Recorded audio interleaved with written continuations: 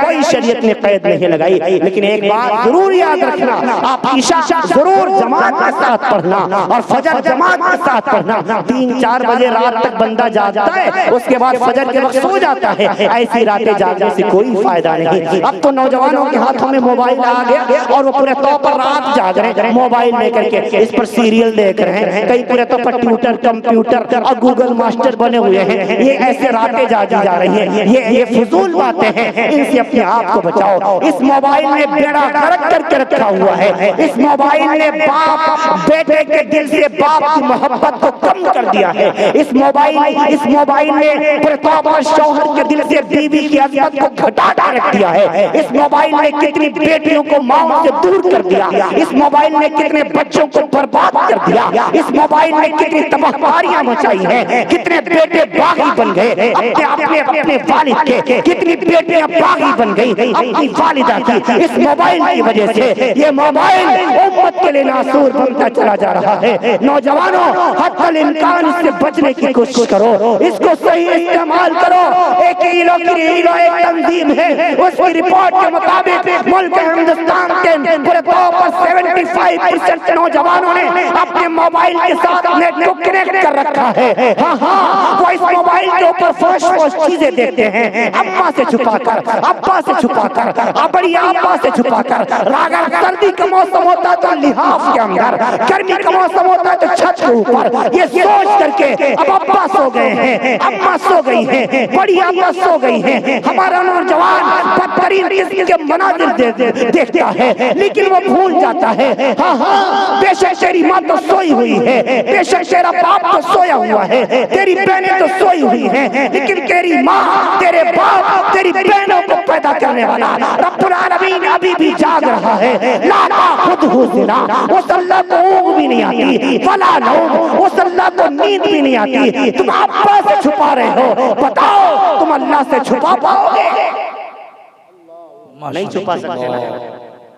آواز کم ہو گئی، مجھے طاقت زیادہ لگنے پڑ رہی ہے، میں عرض کر رہا ہوں آپ سے، اللہ سے کوئی چھپا سکتا ہے کوئی جو رب کی نظروں سے اوجھل ہو؟ اللہ ہے۔ Does God exist؟ اللہ ہے نہیں ہے۔ لوگ کہتے ہیں مدرسے والے کچھ جانتے نہیں، انگلش نہیں جانتے، سائنس نہیں جانتے، اور مدرسے والے جب انگلش بولنے لگتے ہیں تو سامنے والے فلاسفر کو کنسنجنسی نہیں سمجھ میں آتی، نیسیسری بینگ سمجھ میں نہیں آتا۔ مدارس، اللہ اکبر، اللہ ہے نہیں ہے، بے شک اللہ۔ ڈاکٹر کالنز یہودی، بنگلور سے تنزانیہ کا میرا سفر تھا، ابھی کچھ دن پہلے کی بات میں عرض کر رہا ہوں۔ میں جا رہا ہوں اور میری عادت ہے جب ایئرپورٹ پہ بیٹھا ہوتا ہوں یا کہیں ٹرینوں میں بیٹھا ہوتا ہوں تو کچھ ہمارے ساتھی ہوتے ہیں تو میں دنیا کی بات نہ کر کے کچھ دین کی بات کرتا ہوں، کچھ مذاکرے کرتا ہوں، کچھ بات چل رہی تھی نبی کی سیرت کے اوپر۔ ڈاکٹر کالنز غور سے دیکھ رہا، میں نہیں جانتا یہ ڈاکٹر ہے، فرانس کا تھا، غور سے دیکھ رہا ہے۔ تھوڑی دیر کے بعد میرے پاس آیا اور آ کر کے کہنے لگا، نام پوچھا، میں نے نام بتایا، کہنے لگا آر یو مسلم؟ میں نے کہا یس آئی ایم مسلم۔ کہنے لگا اچھا آپ پروفٹ محمد کو مانتے ہیں؟ میں نے کہا یس، میں محمد عربی صلی اللہ علیہ وسلم کو آخری پیغمبر مانتا ہوں اور آپ کے بعد کسی نبی کو پورے طور پر کہ نبوت تو سب کا یقین ہے، لیکن یہ یقین نہیں ہے کہ آپ کے بعد کوئی نبی بن کر آئے گا۔ تو کہنے لگا اچھا، میں نے کہا آپ کون ہیں؟ کہنے لگا میرا نام کالنز ہے، فرانس کا رہنے والا ہوں، انڈیا گھومنے آیا تھا، پیشے سے ڈاکٹر ہوں۔ آپ کی باتوں سے مجھے اچھا لگا، کیا آپ پروفٹ محمد کے بارے میں سب کچھ جانتے ہیں؟ میں نے کہا نہیں، بالکل نہیں، میرا علم تو ناقص ہے، میں تو طالب علم پڑھنے والا ہوں، پڑھانے والا ہوں، میں کیسے کہہ دوں مجھے سب کچھ پتا ہے؟ تو کہنے لگا نہیں، لگتا ہے کہ آپ کو نبی کے بارے میں پتا ہے، سب کچھ معلوم ہے۔ میں نے کہا نہیں، جتنا ہم نے کتابوں میں پڑھا ہے، اپنے بڑوں سے سنا ہے، اتنی معلوم ہے۔ تو کہنے لگا اس نے مجھے چھیڑا، کہنے لگا اچھا تم سے کچھ تمہارے نبی کے بارے میں پوچھوں، بتاؤ گے؟ میں نے کہا آئی ایم ٹرائنگ انشاءاللہ، ٹھیک ہے آپ پوچھ لیں، میں کوشش کروں، اگر معلوم ہوگا تو بتا دوں گا اور نہیں معلوم ہوگا تو اپنے بڑوں سے پوچھ کے بتا دوں گا۔ ہر ایک مسئلے کا جواب ہر وقت عالم اور مفتی کو معلوم ہونا کوئی فرض اور واجب نہیں۔ میں نے کہا اگر معلوم ہوگا تو بتا دوں گا ورنہ اپنے بڑوں سے پوچھ کے بتا دوں گا۔ تو پھر اچانک میرے دل میں، حالانکہ میں بحث مباحثے میں کبھی نہیں پڑھتا، کبھی میں نے بحث کی ہی نہیں کسی سے، لیکن پتہ نہیں کیا مجھے شرارت سوچ گئی اس دن ڈاکٹر کالن سے۔ میں نے کہا اچھا ڈاکٹر صاحب یہ بتائیے، اللہ کو تو آپ بھی مانتے ہیں، اللہ نے آپ کو ہی پاور دیا ہے سوال کرنے کا یا مجھے بھی ہے؟ کہنے لگے آپ کو بھی ہے۔ تو میں نے کہا پھر طے رہا، آپ کس کو نبی مانتے ہیں؟ کہنے لگے موسیٰ علیہ السلام کو۔ میں نے کہا پھر طے یہ رہا، آپ مجھ سے میرے نبی کے بارے میں پوچھیں میں بتاؤں، اور میں آپ سے آپ کے نبی کے بارے میں پوچھوں آپ بتائیں۔ کہنے لگا بہت اچھا، ہم نے موسیٰ کو پڑھا ہے، میں نے توریت پڑھی ہے انگلش میں۔ میں نے کہا بہت اچھا۔ میں نے کہا اب شرط لگا، ویٹ لگاؤ۔ شرط کیا ہوگی؟ اللہ اکبر کہیے، سارے لوگ اللہ اکبر کہیں۔ یہ میرا خیال صرف تھا، میرے ذہن میں آیا، اللہ ہی نے کہلوایا۔ میں نے کہا اگر تم مجھ سے میرے نبی کے بارے میں پوچھو اور میں تمہارے سوال کا جواب نہیں دے سکا تو نعوذ باللہ، معاذ اللہ، استغفر اللہ، خاک ودہم، خاتم ودہم، ہمارے منہ میں بھی خاک، آپ کے منہ میں بھی خاک، میں اپنا دین اسلام چھوڑ کر یہودی بن جاؤں گا۔ لیکن اگر تم میرے سوال کا جواب نہیں دے سکے تو تمہیں دین یہود چھوڑ کر مسلمان بننا۔ یہ شرط۔ اچھا میری آواز تو تھوڑا تیز ہے، بعض لوگ مولانا، بعض لوگ دبلا پتلا، محمد صلی اللہ علیہ وسلم نیم عظیم، محمد صلی اللہ علیہ وسلم نیم مرزا۔ میں نے کہا پیارے آقا کی 9 تلواریں تھی، پہلی تلوار کا نام غتار ہے، دوسری کا ذوالفقار ہے، تیسری کا کذیب ہے، چوتھی کا رسوب ہے، پانچویں کا مذہب ہے، چھٹی کا الغضب ہے، ساتویں کا الخفف ہے، آٹھویں کا الحزم ہے، نبی تلوار کا نام القلعی ہے۔ میں نے کہا پلیز ٹال می ناؤ، اب تم بتاؤ تمہارے نبی موسیٰ علیہ السلام کے پردادا کا کیا نام؟ نعرہ تکبیر، نعرہ تکبیر، مفتی سلمان مزاحی۔ میں نے کیا کہا آپ بتاؤ تمہارے نبی موسیٰ علیہ السلام کے پردادا کے نام؟ وہ بگلے جھاگنے کا sorry mister Salman, I no idea, can you take them? What walking about? شیمنی باقی جب تنگ فاڑی ہوں دی چیمنی۔ میں نے کہا سوری کے علاوہ انگریزوں کو کچھ آتا ہی نہیں ہے۔ کہا آپ کو پتہ ہے نا؟ میں نے کہا ہاں آئیے مدرسہ اشاعت العلوم میں، آئیے گرفتار تعلیم دیوبند میں، آئیے فتح العلوم سہارنپور میں، آئیے نبی العلماء لکھنؤ میں، آئیے فیض القرآن گجرات میں۔ ایک طالب علم کو کھڑا کیجئے، وہ بھی تمہیں بتائے گا تمہارے نبی موسیٰ علیہ السلام کے والد کا نام حضرت عمران تھا، موسیٰ علیہ السلام کے دادا کا نام قاہث تھا، پردادا کا نام یسر تھا، اور موسیٰ علیہ السلام کے پردادا کے باپ کا نام سیدنا ادریس علیہ السلام۔ ایک اہل ایمان بتائے، اور سارے لوگ کہتے ہیں ہاں آپ شرط ہار گئے ڈاکٹر صاحب، آپ دین یہود چھوڑیے نا۔ میں تب تک 3-4 مرتبہ الاؤنس ہماری فلائٹ کا ہو چکا تھا تنزانیہ کے سفر کے، میں جلدی اس نے وہ بڑا شرمندہ ہوا، اس نے میرا کانٹیکٹ نمبر لیا، میل آئی ڈی وغیرہ لی، اور پھر چلنے لگا، اور اس کی نظریں میں نے جھکی ہوئی دیکھی۔ میں بوجھل قدموں کو اٹھاتا ہوا فلائٹ کی طرف بڑھا، ہمیشہ سائڈ کی سیٹ لیتا ہوں، اور میں بھول گیا تنزانیہ کب آئے گا، میں تو خیالوں میں کھویا ہوا ہوں۔ دل ہی دل میں ہم نے فلائٹ میں بیٹھے بیٹھے فضاؤں میں رب سے ایک دعا مانگ لی۔ میں نے کہا اے رب ذوالجلال، ڈاکٹر کالن سے یہودی ہے، موسیٰ پر تو ایمان رکھتا ہی ہے، اے میرے پیارے اللہ ذریعہ تو بن گیا ہے، اگر قسمت میں ہدایت ہے تو عطا فرما دیجئے، قسمت میں ہدایت ہے تو عطا فرما دیجئے۔ مسلمانوں منبر رسول پر بیٹھا ہوں، اللہ کی ذات کی قسم کھا کے کہہ رہا ہوں 3 مہینے کے بعد وارانسی میں مسجد خطابت پر بیٹھنے والا تھا۔ ہاں ڈاکٹر کالن کا میرے پاس فون آتا ہے، کہ لگے مولانا اس وقت میں امریکہ کی اسلامک ریسرچ سینٹر سے بول رہا ہوں، 3 مہینے کے بعد میں نے آپ کی باتوں کو سننے کے بعد اسلام کو پڑھنا شروع کیا، اور آپ کی وجہ سے آج اپنے پورے خاندان کے ساتھ اسلام میں داخل ہو رہا ہوں۔ اللہ اللہ اکبر۔ مفتی سلمان صاحب زندہ باد، اشاعت العلوم زندہ باد، جامعہ اسلام زندہ باد، اسلام زندہ باد، خیر الدین صاحب زندہ باد، تکبیر زندہ باد۔ یہ قرآن کی برکت ہے، تلوار سے نہیں اخلاق سے پھیلا ہے اسلام. آئیے مدارس اسلامیہ میں دنیا یہود آپ کے قدموں میں آئے گی انشاءاللہ. یہ مدرسہ بزدل نہیں بناتا، مدرسہ اسلام بھی سکھاتا ہے، انسانیت بھی سکھاتا ہے.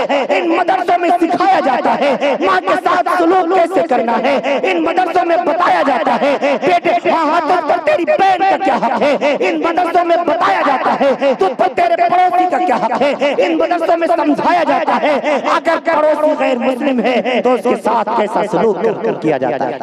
ان مدرسوں میں سکھایا جاتا ہے. مدرسوں کی برکت سے آپ کے بچوں کو بڑے طور پر یہ باتیں بتائی جاتی ہیں. مدرسے والا میں نے ہزاروں دیکھے ہیں، لاکھوں دیکھے ہیں، لیکن مدرسے والوں کو اپنے باپ کو مارتے ہوئے کبھی نہیں دیکھا. ہاں مدرسے والوں کو اپنے گھر سے بے گھر کرتے ہوئے کبھی نہیں دیکھا، اپنی ماں کو گھر سے نکالتے ہوئے کبھی نہیں دیکھا. کیوں؟ یہاں انسانیت سکھائی نہیں. میرا جملہ نوٹ کر کے جانا، یہاں انسانیت سکھائی نہیں جاتی بلکہ گھول کر پلائی جاتی. مدارس اسلامیہ، مدارس دینیہ زندہ باد. یہاں انسانیت گھول کر پلائی جاتی ہے، رگ رگ میں انسانیت. ہاں یہ خوبصورت دین تمہارا ہے، خوبصورت یہ چہرے. یہ غدار ہو سکتے ہیں؟ یہ ہندوستان کے غدار ہو سکتے ہیں؟ یہ بم پھوڑ سکتے ہیں معصوم سے چہرے؟ ارے تو جنت کے پھول ہے. کیوں ان کی تلاشی لیتے ہو؟ ان کی تلاشی تو قبر کے فرشتے بھی نہیں لیتے. ان سے سوال کو میدان محشر میں رب العالمین کے فرشتے بھی نہیں کریں گے. تم تو ان کو سوالات کی گھیرے میں کھڑے کر شرم نہیں آتی؟ کتنے دن تم دنیا میں راز کرو گے؟ ایک دن آئے گا تمہیں بھی دنیا سے جانا ہے، ایک دن آئے گا تمہیں بھی قبر میں جانا ہے، ایک دن آئے گا رب العالمین کی عدالت میں تمہیں بھی جانا ہے. فَلَا تَحْسَبَنَّ اللَّهَ غَافِلًا عَمَّا يَعْمَلُ الظَّالِمُونَ. میرے رب کا اعلان ہے، اے میرے محبوب تم دنیا کے ظالموں میں اعلان کر دو کہ تمہارا رب دیکھ رہا ہے. ایسی بات نہیں ہے رب سو گیا ہے اور ظالم حکومتیں ظلم مسلمانوں پر کر رہی ہیں. یہ بات نہیں ہے اللہ نہ بوڑھا ہو گیا ہے، نعوذ باللہ. امریکہ پورے طور پر اسرائیل مظلوم فلسطینیوں کو کافر مولی کی طرح کاٹ رہا ہے. بات یہ نہیں ہے اللہ کمزور پڑ گیا ہے اور کشمیری مسلمانوں پر مظالم کے پہاڑ توڑے جا رہے ہیں. ہاں فَلَا تَحْسَبَنَّ اللَّهَ غَافِلًا عَمَّا يَعْمَلُ الظَّالِمُونَ. اے میرے محبوب کہہ دو تمہارا رب دیکھ رہا ہے. اے میرے اللہ پھر آپ پکڑتے کیوں نہیں؟ میرا رب کہتا ہے انما یؤخرہم، یہ میری عادت ہے، میں نے ڈھیل دے رہا ہوں. جس دن پکڑوں گا یاد رکھو ان بطش ربک لشدید، ان بطش ربک لشدید فعال لما یرید واللہ عزیز ذو انتقام. تیرا رب ایسا بدلہ لے گا کہ ان کی نسلیں بھی یاد رکھیں گے انشاءاللہ. گھبرانے کی ضرورت نہیں ہے، پریشان ہونے کی ضرورت نہیں ہے. آخر میں ایک بات میں آپ سے عرض کر کے پھر میں آپ سے رخصت ہوا چاہتا ہوں. میرے نوجوانوں، میرے عزیزوں، شب بارات رمضان آنے سے پہلے اپنے تمام کے تمام جتنے ہمارے بھائی یہاں موجود ہیں اپنے ناراض ماں باپ کو ضرور بنا لیں. ایک حدیث ہم نے پڑھی، امام بیہقی نے اس کو نقل فرمایا کہ اللہ رب العالمین رمضان المبارک میں مغفرت فرماتا ہے، شب بارات پہ بھی بندوں کی مغفرت فرماتا ہے. ایک حدیث ہے جس میں 6 لوگوں کا تذکرہ ہے کہ ان کی بخشش نہیں ہوتی. ایک حدیث ہے جن میں 6 لوگوں کا اور تذکرہ ہے، 12 ہو گئے. اور ایک اور حدیث ہے جس میں 5 لوگوں کا تذکرہ ہے. میں نے سب کو یکجا کیا ہے، تقریباً 17 لوگ ایسے، 17 اشخاص ایسے ہیں جن کی بخش و مغفرت رمضان میں، شب بارات میں، شب قدر میں بھی نہیں ہوتی. ان میں سے سب سے پہلا نمبر ہے، اللہ کے رسول فرماتے ہیں الا مشرکن، دوسرے نمبر پر او مشاہد. بس یہی 2 باتیں عرض کر کے پھر انشاءاللہ اپنی بات میں ختم کروں گا. مشرک کسے کہتے ہیں؟ اللہ کی ذات میں، اللہ کی صفات میں، اللہ کی یکتائی میں، اللہ کی الوہیت میں کسی کو پارٹنرشپ بنا لینا. کسی کو پارٹنرشپ سمجھ لینا یہ اللہ کے ساتھ شرک ہے، یہ اللہ کو پسند نہیں ہے۔ اللہ کا دو ٹوک فتویٰ ہے ان اللہ لا یغفر ان یشرک بہ ویغفر ما دون ذلک لمن یشاء۔ یہ مفتی سلمان کا فتویٰ نہیں، رب کے قرآن کا فتویٰ ہے۔ اللہ ہر گناہ کو بخش دے گا، چوری کرنے والا بخشا جا سکتا ہے، زنا کرنے والا بخشا جا سکتا ہے، ماں باپ کا نافرمان بھی بخشا جا سکتا ہے، لوگوں کی حق مارنے والا پورے طور پر اپنی سزا بھگت کے ایک دن پورے طور پر بخشا جا سکتا ہے، لیکن اللہ کی ذات میں اس کی صفات میں کسی کو شریک ٹھہرانے والا وہ ایسا شخص قرآن کی نظروں میں بخشش کے قابل نہیں ہے۔ لا یغفر، اللہ اس کو معافی نہیں کرے گا، اللہ اس کو بخشے گا ہی نہیں۔ تو سب سے پہلی چیز اللہ کی ذات میں، اللہ کی صفات میں کسی کو شریک نہیں ٹھہرانا ہے۔ دوسرا او مشاہین، مشاہین کسے کہتے ہیں؟ یہ عربی زبان کے خطرناک لفظ ہے۔ مشاہین اس کو آسان میں سمجھاتا ہوں، جس کے دل میں کسی کے لیے کینہ ہو، یا یوں کہیں کہ یہ حسد ہو، یا یوں کہہ لیجیے سامنے والے سے جلتا ہو، یا یوں کہہ لیجیے کسی کے دل میں کسی کے لیے کھوٹ ہو، یہ سب مشاہین کے ترجمے۔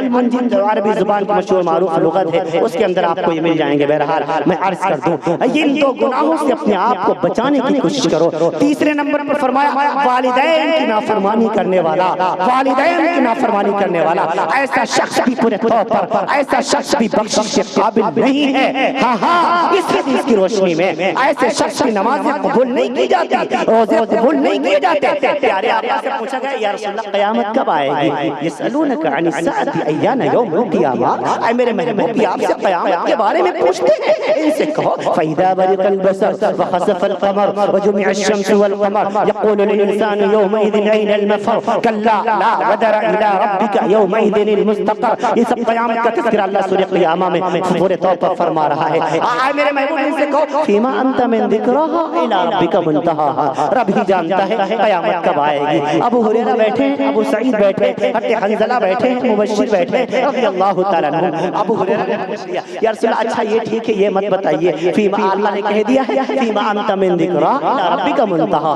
رب ہی جانتا ہے قیامت کب آئے گی، کیونکہ نبی اپنی مرضی سے کچھ بولتا نہیں، نبی اپنی مرضی سے کچھ کہتا نہیں، نبی جو کچھ بھی کہتا ہے اللہ کے کہنے سے کہتا ہے۔ 27 سپارے سورہ نجم میں اللہ کا فتویٰ موجود ہے، ما ینطق عن الہوی ان هو الا وحی یوحی علمہ شدید القویٰ ذو مرۃ فاستویٰ وہو بالافق الاعلیٰ۔ نبی اپنی مرضی سے کچھ کہتا ہی نہیں، جو کچھ بھی کہتا ہے رب کے کہنے سے کہتا ہے۔ تو رب نے کہہ دیا کہہ دیجئے کہ اللہ ہی جانتا ہے، تو یا رسول اللہ میں آپ سے نہیں پوچھوں گا کب آئے گی، اچھا کچھ نشانیاں ہی بتا دیجئے، کچھ نشانیاں بتا دیجئے، کچھ علامتیں بتا دیجئے جس سے ہم سمجھ جائیں قیامت قریب ہے۔ ابو ہاں یاد کرو نشانیاں ہیں، نشانیاں بتا دیتا ہوں۔ ترمذی ہے، ابواب الفتن ہے، مشکات ہے، ابواب الفتن ہے، ابو داؤد ہے، ابواب الفتن ہے، مسند ابی اعلیٰ ہے، ابواب الفتن ہے، مسند فردوس ہے، ابواب الفتن ہے۔ علماء کے لیے اتنے حوالے کافی ہیں۔ ابو ہریرہ کی روایت آپ کو مل جائے گی۔ میرے نبی کہنے لگے اذا اتخذ الفیء ولا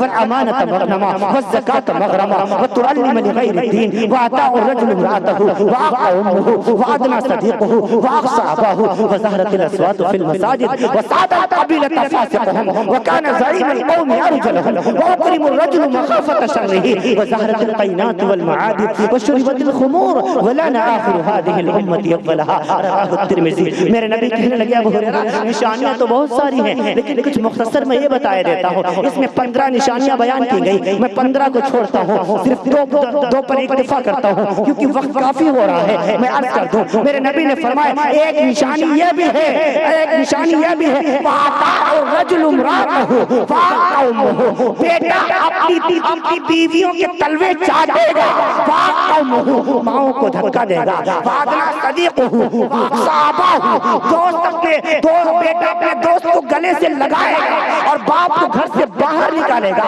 لوگوں والدین اللہ کی عظیم نعمتیں ہیں، مجھ سے پوچھو ماں کیا ہوتی ہے، میں بتا سکتا ہوں کیونکہ میرے پاس نہیں ہے۔ باپ کیا ہوتا ہے مجھ سے پوچھو، میرے پاس باپ بھی نہیں ہے، میں باپ کی قیمت کو اچھی طریقے سے جانتا ہوں۔